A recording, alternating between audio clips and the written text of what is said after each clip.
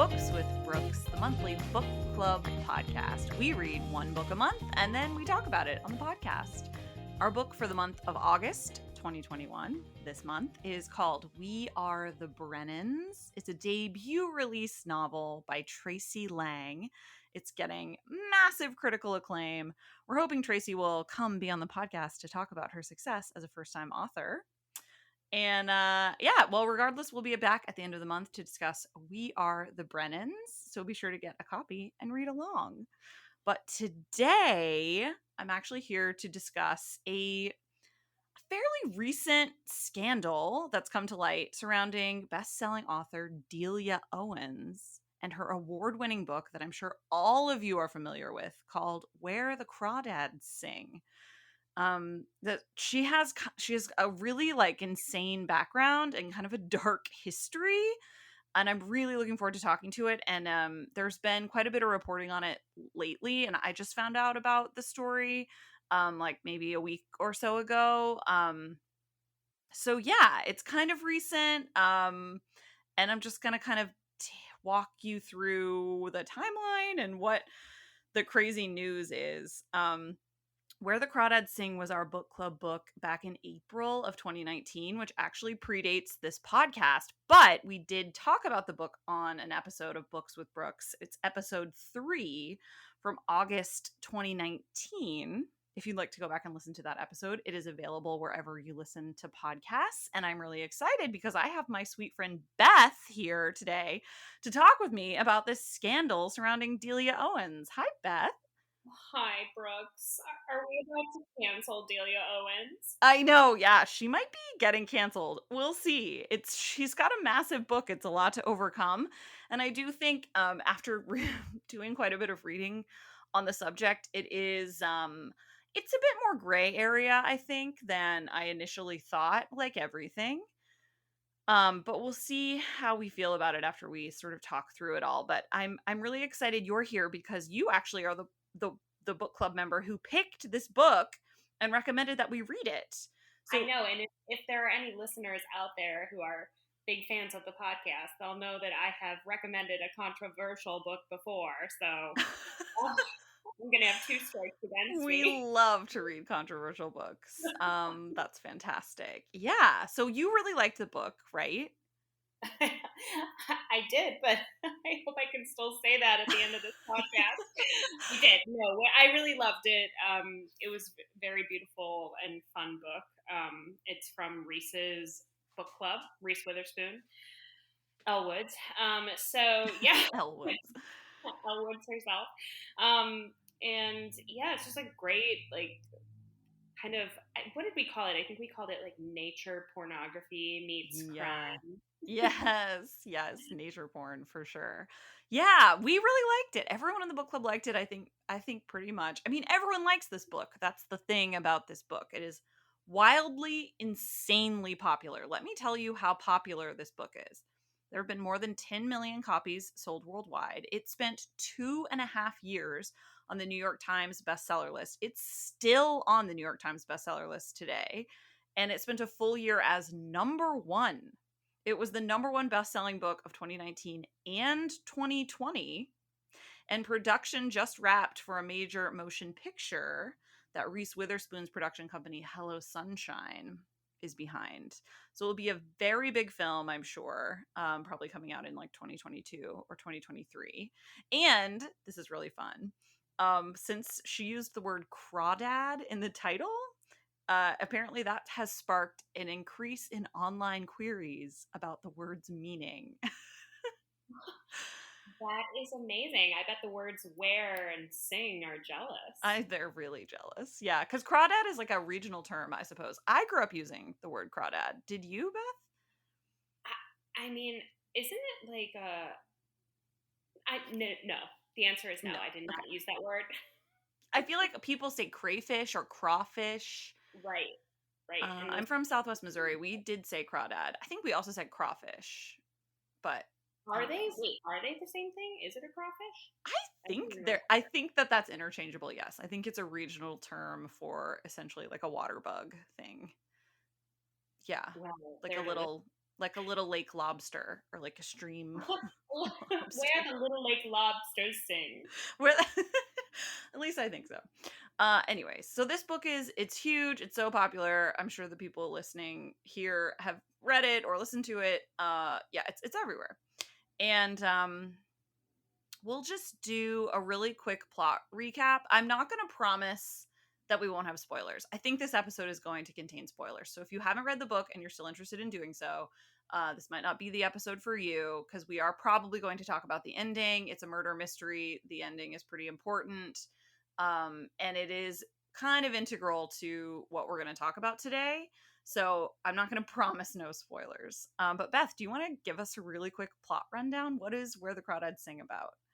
Well, it's been a minute, but I do remember that this book is, I want to say it takes place in like the 50s, Brooks. Is that correct? I think Maybe? so. I think that's right. Yeah. Mm-hmm.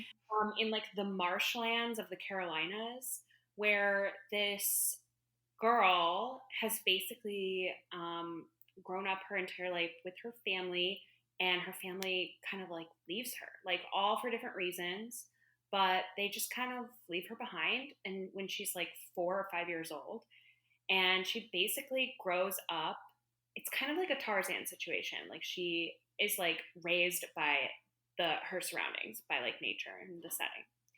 And she, over the course of her life, like people in the town are aware of her, and she has love interests, and those natural things happen. She's a very beautiful girl of the woods, of the marsh. Yeah. And what's cool about the book is it kind of flips back and forth, which we've seen in multiple books that we've read. But this one in particular is pretty cool because the time changed so much during those decades. So it takes place, I think, I want to say like the 60s or something. And there's a murder that's happened, and it kind of goes back and forth between, gosh, what is her name? Kaya. Oh my gosh, thank you. Yeah. Kaya growing up and becoming a woman and all of that, and this murder. Yep. There's murder. Did I do okay? Yeah, that's great. Yeah, total nature porn. It's a little bit of like a Pocahontas kind of story. There's obviously some suspension of disbelief. This little girl grows up alone in the wilderness and da da da da. Beautifully written, just extremely detailed and descriptive. Really like sets you in the location. Yeah, I mean it's a stunning book. Very popular. Okay, so I'm just going to quickly run through my sources for today's episode. Wikipedia, obviously. Delia Owens' personal website, deliaowens.com. Slate magazine, an article by Laura Miller called The Dark History Behind the Year's Best-Selling Debut Novel. Bustle, another one. The author of one of 2018's biggest books has a strange connection to a real murder mystery by K.W. Colliard. And then a New Yorker article from 2010 actually called The Hunted. Did American Conservationists in Africa Go Too Far? By Jeffrey Goldberg. So Okay. a big shout out to all of those writers. Just so everybody knows, I've only watched a like 20-second TikTok on this, so Yes. I barely know anything.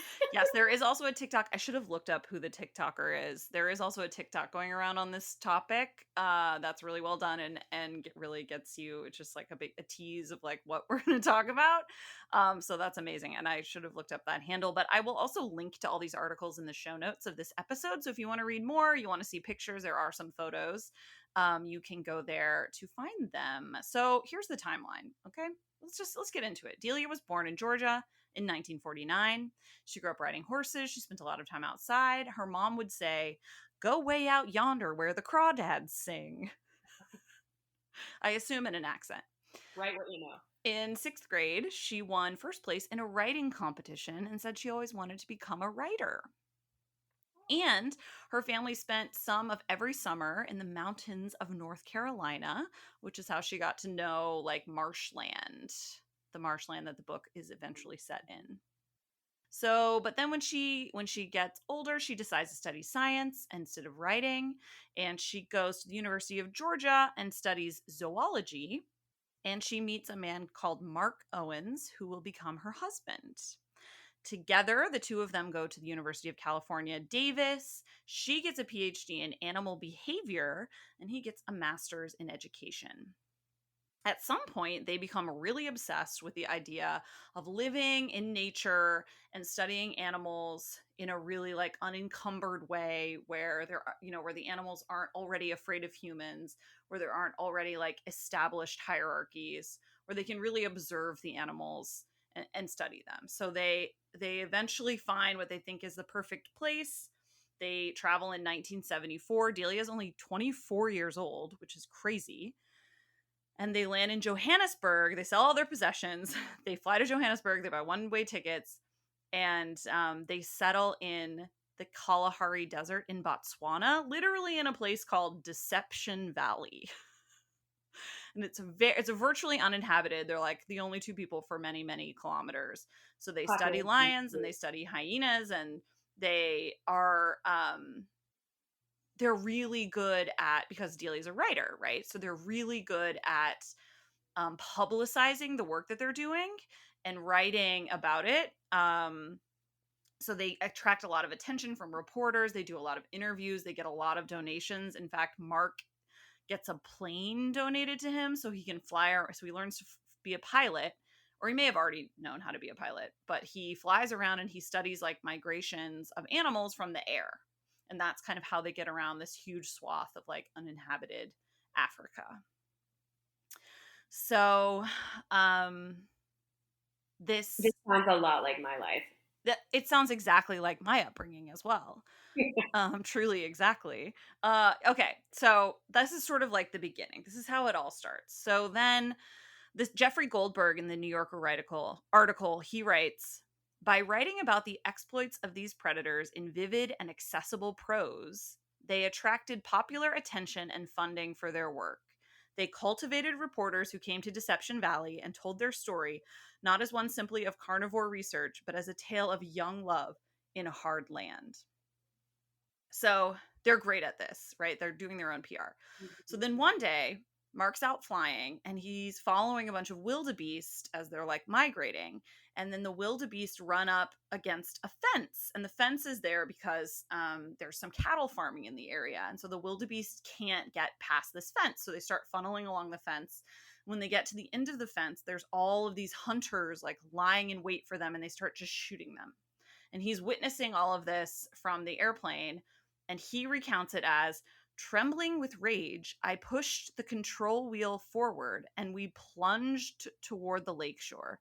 The poachers were preoccupied with their butchery and did not see the aircraft until it was at ground level, roaring across the plain toward them at 160 miles per hour.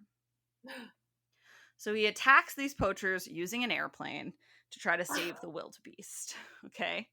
So then they're really affected by this. You know, they watch all these wildebeest die. They realize, or they believe that cattle farming in Botswana is ruining the local ecology, and that it should be stopped, or it should at least, be regulated so that it doesn't impact the wildlife as much. So they start petitioning the Botswana government to change all these policies, blah, blah, blah.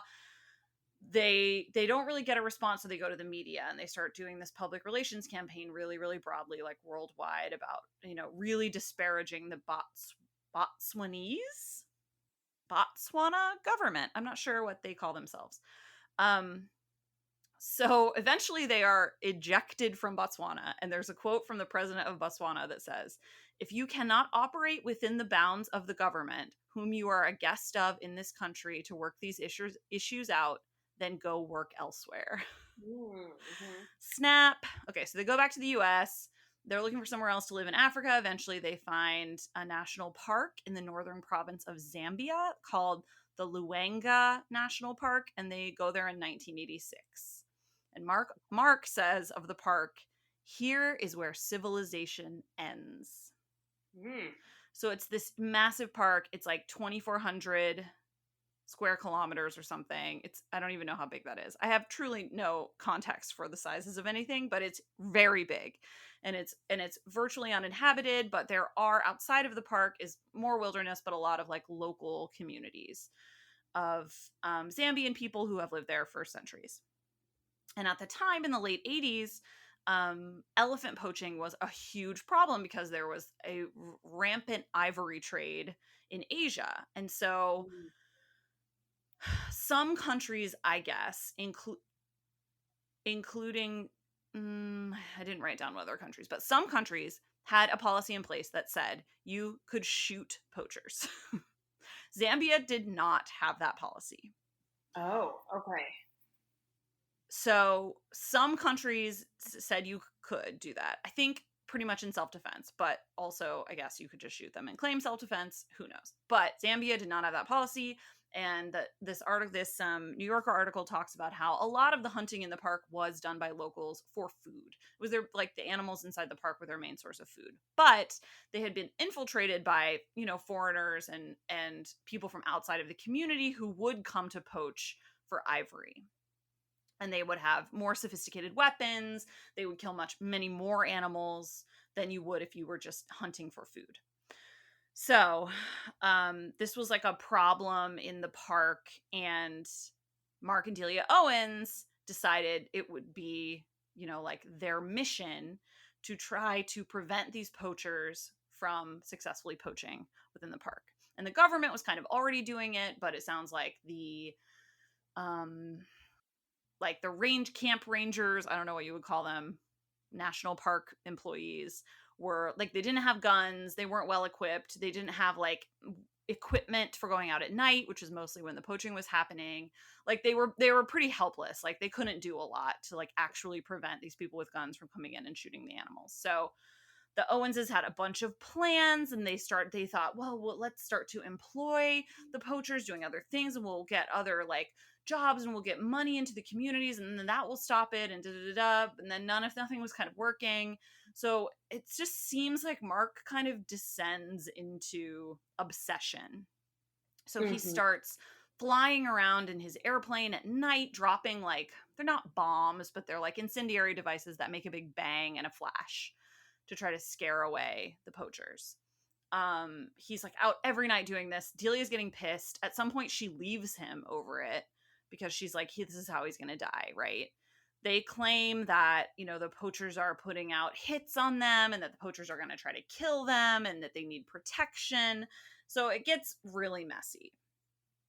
And we don't really know what's taking place. And Delia's kind of saying, like, it's not our responsibility to like go into the park and fight these poachers. That's what the park rangers are for. We can help them, but we shouldn't be going and doing it ourselves. And Mark is like, absolutely not. Like, I'm going to be the leader of the ranger. He's described like as a Rambo type.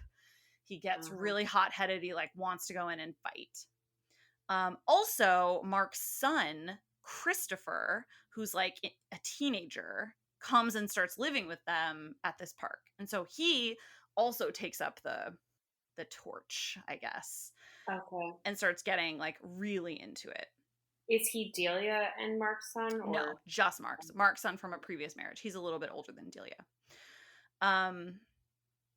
So yeah, so it's kind of like war. They've kind of started this war in the park with these poachers, and they're fighting them. And at the same time, they're doing all of this PR, and they're doing all of these interviews, and they're writing. When they lived in the last place they lived, where were they before? Oh, when they lived in Botswana, she published a book called The Cry of the Kalahari that became like a best-selling book. It's a nonfiction book about their time working with like lions and hyenas in the Kalahari Desert. So they are working on another book called The Eye of the Elephant when they're in Zambia. And here's the description of it. After writing their remarkable bestseller, Cry of the Kalahari, Delia and Mark Owens set off on another African odyssey in search of a new wilderness Eden. They thought they had found it in a remote valley of Zambia where the hippos swam in the river just below their tents, lions stalked the bush, and elephants wandered into camp to eat marula fruits. But the peace was soon shattered with gunfire, and Delia and Mark were inexorably drawn into a struggle to save not only the wildlife, but their own lives.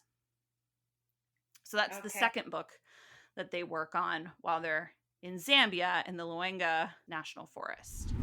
Want to hear more about your favorite TV shows and movies that are on countless streaming services? Then listen to Up Next with your new favorite hosts, me, Kristen Aviles, And me, Christina Walter. Every other week, we'll highlight one genre, but 2 movies or TV shows, one old and one new. We'll let you know what's hot and what's not from your favorite or least favorite streaming services. And be sure to stay tuned to the end of each episode where we shout out an artist whose name you should know for their talent in the industry. So follow us to stay up to date with your favorite hosts from Up Next, a part of the Press Play Podcast Network. Hello, this is Don Mike Mendoza, the host of the Producing While Asian podcast. Join us to listen in on conversations with everyone who identify from producers to non-producers who all are part of the AAPI community. There's all that and more on the Producing While Asian podcast here on the Press Play Podcast Network. I have so many questions. These, you have these 2 Americans, right, who are living in these countries. Are they do they have visas to be there? Does the country know about the work they're doing? Does the country approve of the work that they're doing, with wildlife and stuff? Tim and I watched Grizzly Man, and I'm this is a different situation, right? They're doing research that is appropriate. Yeah, I think that they had followed the correct and proper channels to go and do this. So my feeling about it is that it's sort of, they weren't really expecting to go there and deal with this issue. They probably knew that poaching was a problem. Mark describes it at one point. They're when they first arrived, they're exploring the park and they're going all around and they come across truly, I'm picturing the Lion King, an elephant graveyard filled Sure. with elephant skulls and bones.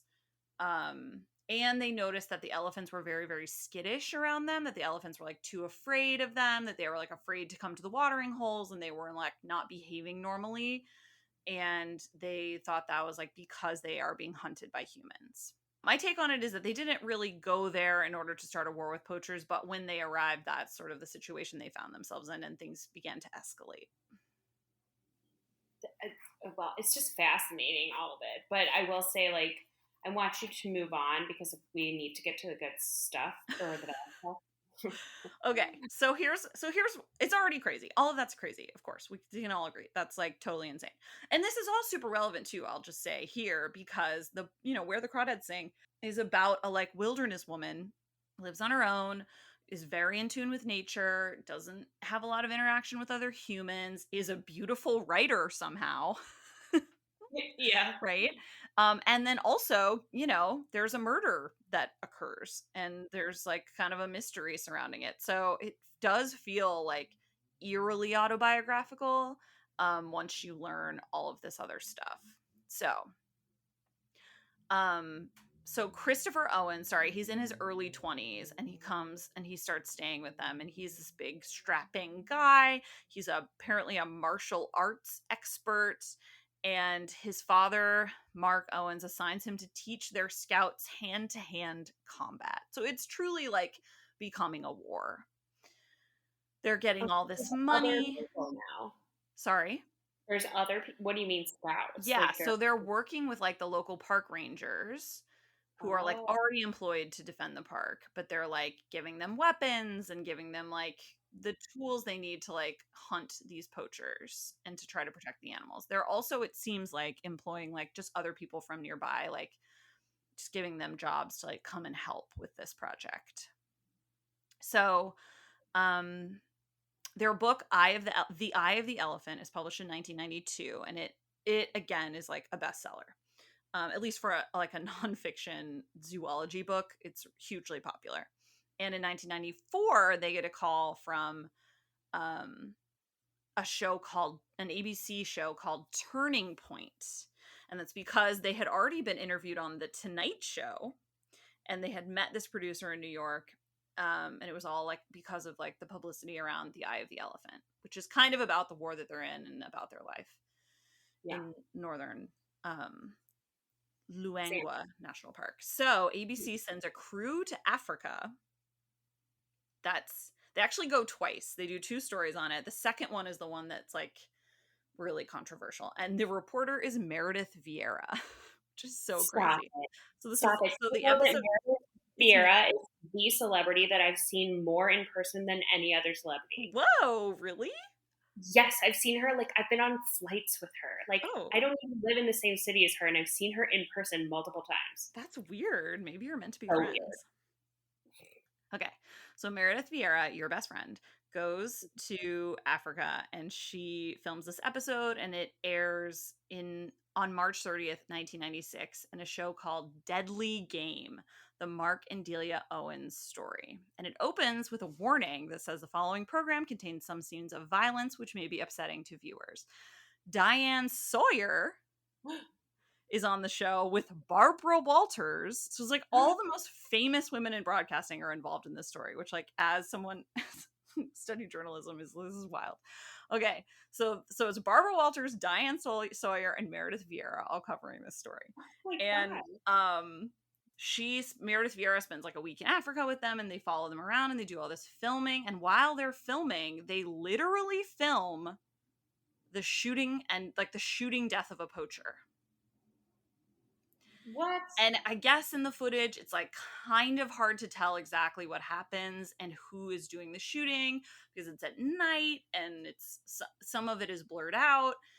But they speculate that it's actually this Mark Owens' son Christopher who like deals the fatal shot. Oh my God. What? Do they like cut the cameras right away? It does not sound like it, no. Yeah. Obviously, I haven't seen it. I don't know if it's available online, the video. It's not linked in any of the stories that I have read, but is that even legal to like put out a video of like I don't know. I mean, I just think 1996 was the Wild West. You did what you wanted. I don't know. But so they have him on camera and he's like supervising the scouts' firearms training. He carries a pistol and a hunting rifle and an AR-15. So it's just like Mark everything Mark does. So it's just really, really escalated. And he says, if you see poachers in the national park with a firearm, you don't wait for them to shoot at you. You shoot at them first, all right? That means when you see the whites of his eyes, and if he has a firearm, you kill him before he kills you.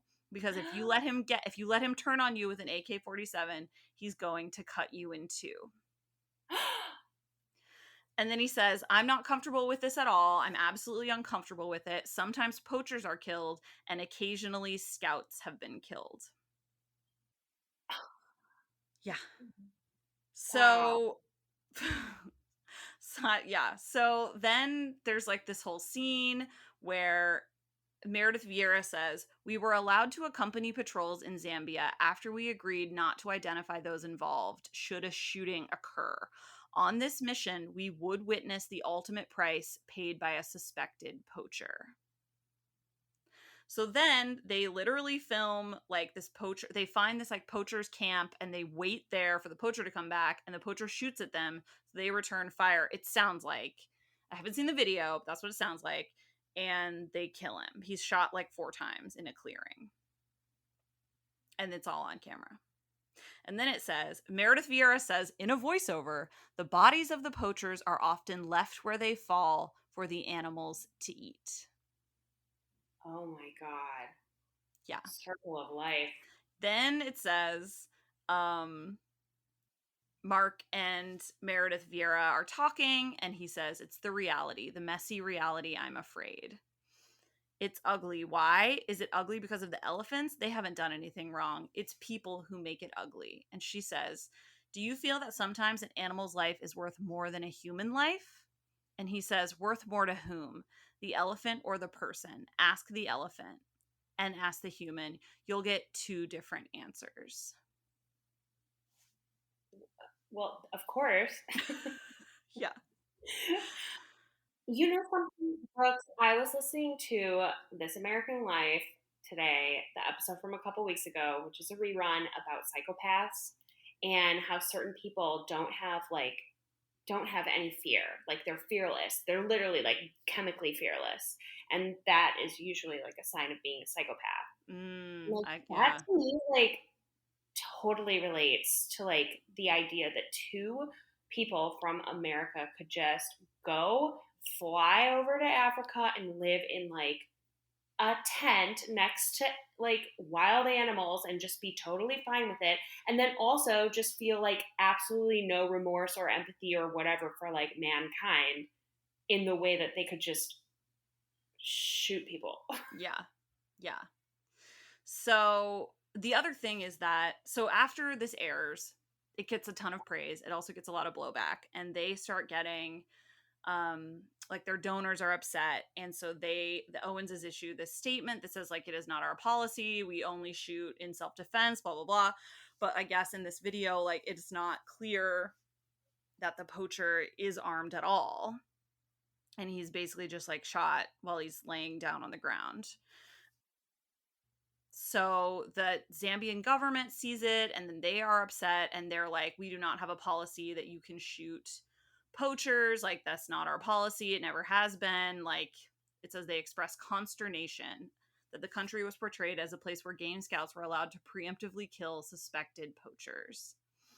Then the National Police Commissioner says, the bush is the perfect place to commit murder. We have this all the time in the northern province. The animals eat the evidence. Oh my God. Yeah.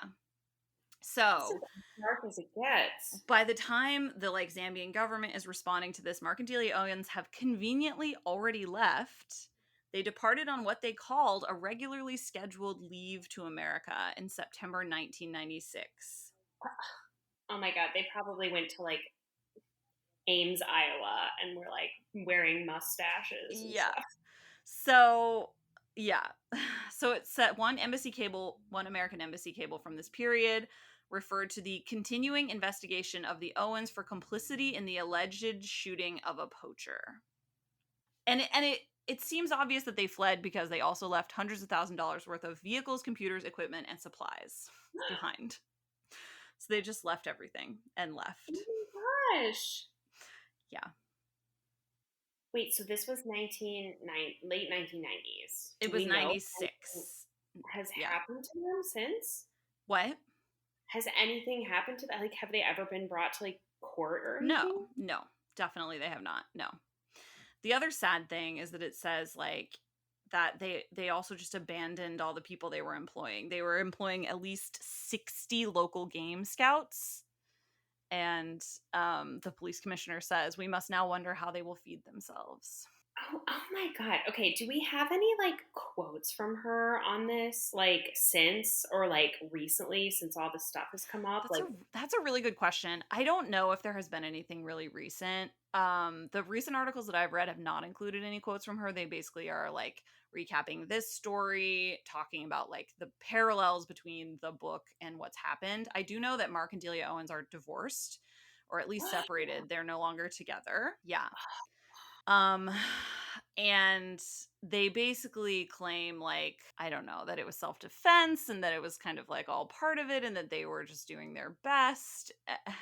It's really unclear. I mean, I think too, like, I mean, we've gone through this like social reckoning in the last 2 years where we are talking more openly about racial injustices and economic injustices and privilege and white privilege. And I feel like reading this now, people weren't thinking that way in 1996. I mean, the Owenses weren't thinking that way friggin' clearly, but neither was national broadcast media.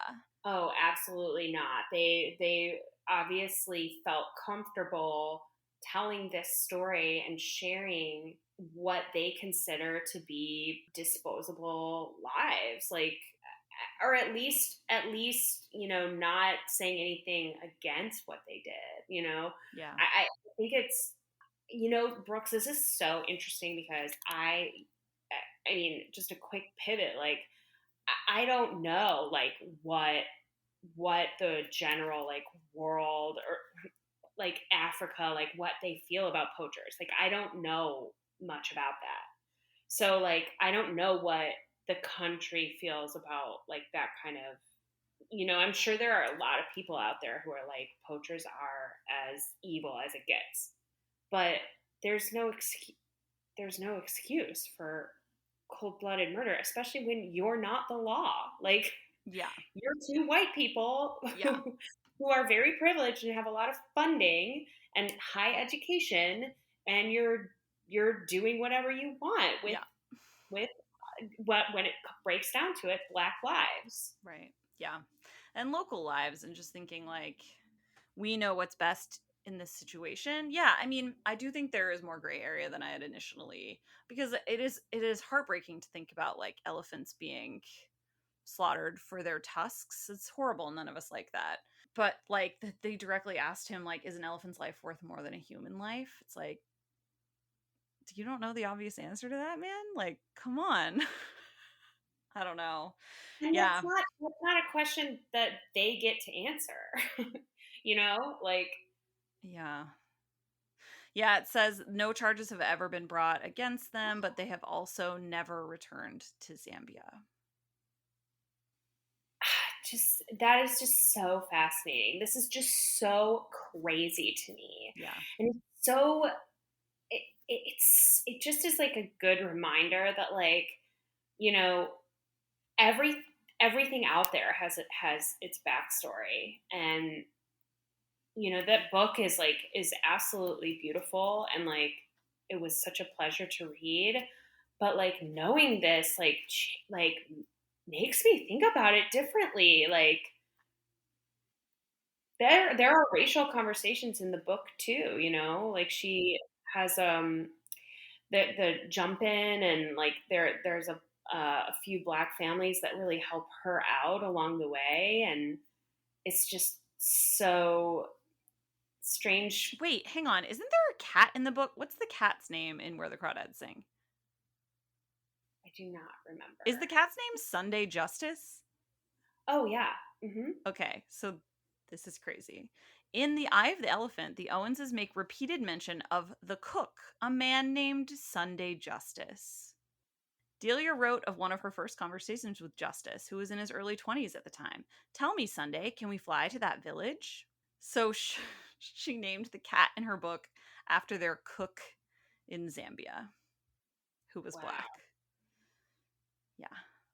There's just a lot of ickiness around all of this. And I mean, obviously her husband had some serious issues, and I don't know what it would be like to be in a foreign country with,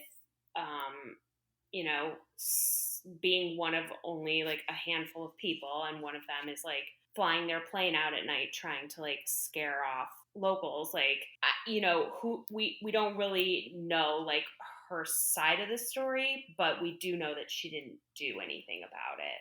Yeah. Yeah, I mean, it doesn't seem like she was out hunting them, but she was certainly, letting them do it. Complicit. Complicit is a great word. Yeah, and then it's crazy to think, like, because in Where the Crawdads Sing, like, the main character gets away with murder. Yeah. So. Oh my gosh, almost like her, like, confession. Yeah. Yeah, it really does make you think about that book a little bit differently, and, like, where she gets her inspiration from, and her characters, and her murder mystery plot. Well, I remember in book club, we definitely talked about, like, we asked the group, I think you asked, like, whether or not she was justified. And it's so interesting because in the context of a book where, the characters are both white and the guy was kind of shitty to her, and I honestly think a lot of us were like, yeah. But like, at the end of the day, like, no, like, no human has the right to just murder another human, Right. like, for and when it's not in self-defense or some, epically intense situation. Like, it's just interesting to think about coming off of that book and being like, she got her revenge, and that's really cool, and I don't know. so kind of icky now. Yep. Icky is a good word. So it'll be interesting to see my understanding about Delia Owens is that she lives kind of off the grid anyways. Yeah. So it's hard to know, like, if she'll do an interview or like if anyone's even going to try. I mean, this was all so long ago. It was in another country. They were never fully formally charged. The only reason we even really know about it is because of this Turning Point documentary. Like, I don't know. It's weird. And then Mark Owens he's like not online at all. I like can't really find any information about him. He doesn't have a Wikipedia. Like I don't know what he's doing. In hiding. Yeah, perhaps he's in hiding. I mean, perhaps. He's wearing a low hat on a bus somewhere. Yeah. So we'll keep an eye on the news and see if anything comes up or comes of this. But for the moment, it's an icky thing that we're all sort of processing, and it's definitely impacting what I think about where the Crawdads sing. Well, I am definitely sorry that I did not do my research on the author before suggesting this book. Oh, no, but I don't even think, Beth, like in 2019 when you suggested this book, or even like the end of 2018, there was only like a couple stories about this. Like it certainly wouldn't have been like a top Google result, especially when the book was in its heyday, right? I mean, it was a Reese's book club pick. Like you weren't the only one recommending it. Like we didn't know about this. Just wild. So you do not need to apologize at all. Also, it was a really fantastic book to read, and everyone really liked it. So like all of those things remain true. There's no need to apologize. It's a really interesting twist for sure. Yeah, definitely. But it definitely makes me like, and it makes me like go down these questions that I have all about like cancel culture and like what is our responsibility as consumers and people who, digest information and spit it back out into the world. Like, what responsibility do we have? Like, it's just so, I just have so many questions. Like, there are certain music, like musicians, right, that I don't listen to anymore because of certain things. But like, I already read this book, and if somebody asked me, and I lived with it and I loved it, and like I have that experience. I mean, it's kind of like Harry Potter, right? Like, and not if we want to go down that road right now, but like obviously there's some serious issues with the author of something that's beloved, and it's just kind of crazy to think that like your experience of reading a book and like loving it is kind of a part of you, and it's just weird to like reevaluate. Yeah, I love that. You read a book and it's a part of you. That's true. It is. Well, thanks, Beth. If you learn anything new, we can do a part 2 of this episode. Yeah. And yeah, again, everyone, if you check the show notes, I will link to the articles that I referenced so you can read them for yourself. If anyone finds that video, I actually don't know if I want to see it, but share it with me. I'm not good with that. Yeah, it's crazy to think that it literally aired on national television. Well, the next time I see Merideth Viera, I'll just be like, girl. Yeah, have a word with her, Beth. What happened here? Mare, come on. Mare. Your pal Mare. Mare of Easttown. All right. Well, everyone, please enjoy our August book club book, We Are the Brennans by Tracy Lang. I'll be back at the end of the month to talk about that book. So thanks for listening and happy reading. Books with Brookes is produced by Mo Barrow with theme music by Jonathan Allen. Books with Brookes is part of the Press Play Podcast Network, which empowers hosts to create high-quality professional shows that inspire and entertain. If you've been dreaming of hosting your own podcast, we can help. Please email content@pressplaypodcast.com to get started today. Please be sure to subscribe to get the latest episodes wherever you listen to podcasts.